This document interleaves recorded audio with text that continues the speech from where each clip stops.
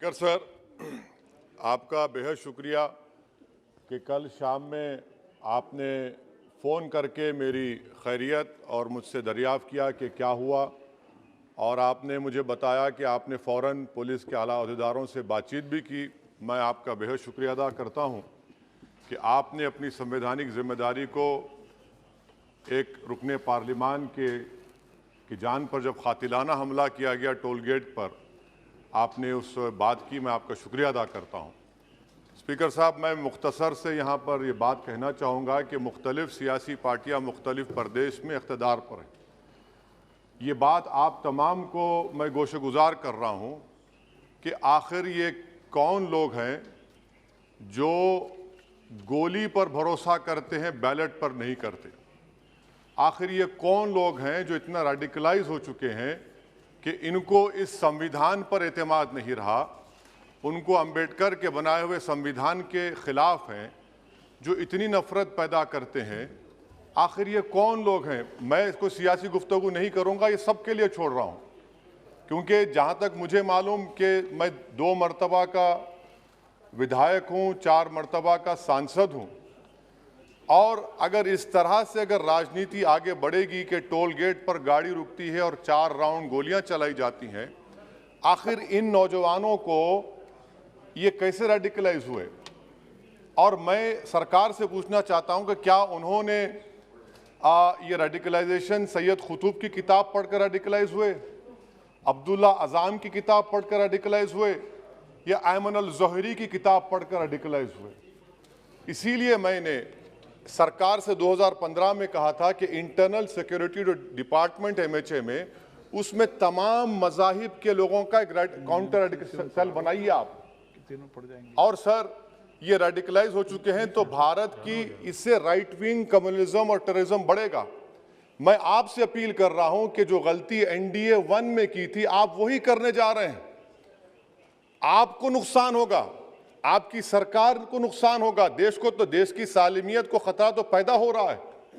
Sir, मैं आपके जरिए से सरकार को यह भी बताना चाहूंगा कि जिन लोगों ने ये रेडिकलाइजेशन किया है, आप इस पर गौर करिए, इन पर UAPA क्यों नहीं लगाते आप? अगर कोई स्पीच देता है, अगर कोई फेसबुक पर किसी क्रिकेट मैच पर किसी टीम की तायीद करता है तो UAPA लगता है। एक सिटिंग MP के ऊपर UAPA नहीं लगेगा सर। मैं सरकार पर छोड़ता हूं।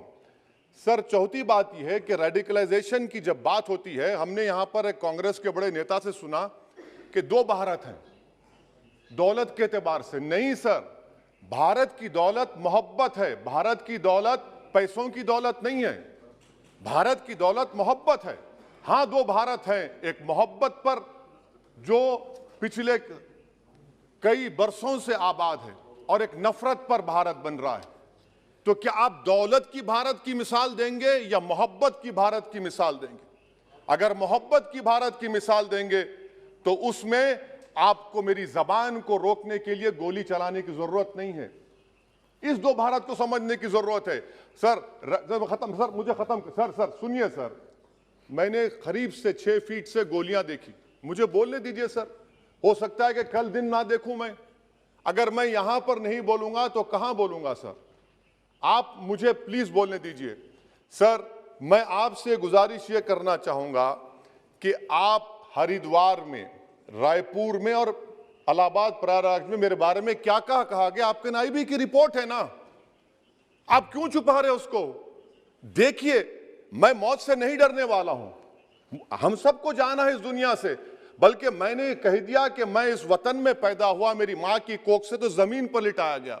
जब मेरी आंख बंद हो जाएगी तो इंशाल्लाह औरंगाबाद की जमीन मुझे दफनाया जाएगा। मगर मैं आपसे अपील करना चाह रहा हूं सरकार से सर, कि जो कुछ बातें की गई हैं उसको देखिए। मैं Z कैटेगरी सिक्योरिटी नहीं चाहिए मुझे, मैं हरगिज नहीं चाहिए मुझे। मैं 94 से पॉलिटिक्स में हूं, मैं आजाद जिंदगी गुजारना चाहता हूं। मैं घुटन के साथ जिंदा नहीं रह सकता इस दुनिया में।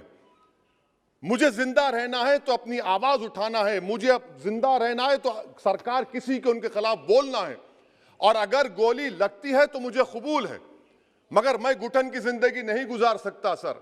मेरा मानना यह है कि संविधान में अगर देश के गरीबों को, मजलूमों को, अल्पसंख्यक समाज को सिक्योरिटी मिलेगा तो मुझे मिलेगी। सर, आपकी चिंता हमें है ना सर मैं इसलिए सिक्योरिटी दे रहे हैं सर आपको नहीं सर, देश के गरीब बचेंगे तो मैं बचूंगा। ओवैसी की जान इखलाक पीलू से बढ़कर नहीं है सर।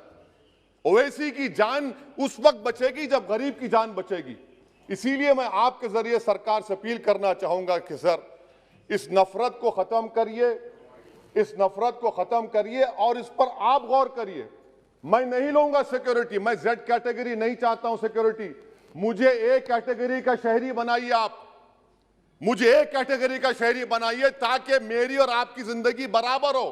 जब देश के प्रधानमंत्री पर सिक्योरिटी ब्रीच हुआ, अपोजिशन की तरफ से मैंने कहा था कि गलत हुआ। सब सेकुलर पार्टी के लोगों ने कहा कि ओवैसी तुम क्यों बोले, तुम क्यों बोले। मैंने कहा नहीं, देश का प्रधानमंत्री मेरा है, सिक्योरिटी ब्रीच हुई तो एक्शन लेना चाहिए।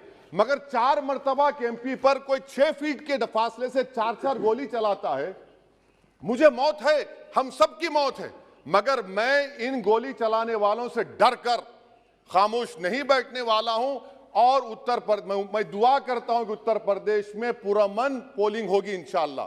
उत्तर प्रदेश की जनता गोली चलाने वालों का जवाब बैलेट से देगी, नफरत का जवाब मोहब्बत से देगी और कमजोरों को दबाने का जवाब हिस्सेदारी से देगी।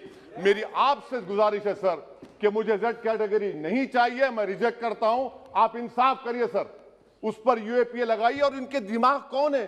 2 लोग रेकी करते हैं, उनको मालूम कि मैं मीरठ किठौर से आ रहा हूं उस टोल गेट पर, और 6 फीट के फासले पर गोली चलाते हैं। तो आप देख लीजिए सर, आप सरकार के हवाले, अगर आप इंसाफ करना चाहें आप इंसाफ कर सकते, मगर रेडिकलायझेशन आपको नुकसान पहुंचाएगा और इससे राइट विंग टेररिज्म बढ़ेगा। शुक्रिया सर। खेळ, मनोरंजन आणि देशभरातील महत्त्वपूर्ण बातम्या आणि माहितीपूर्ण व्हिडिओ पाहण्यासाठी प्राईम मराठीला सबस्क्राईब करा. व्हिडिओ आवडल्यास लाईक करा, मित्रांसोबत शेअर करा आणि आपली प्रतिक्रिया कमेंटद्वारे अवश्य कळवा. पाहत रहा प्राईम मराठी.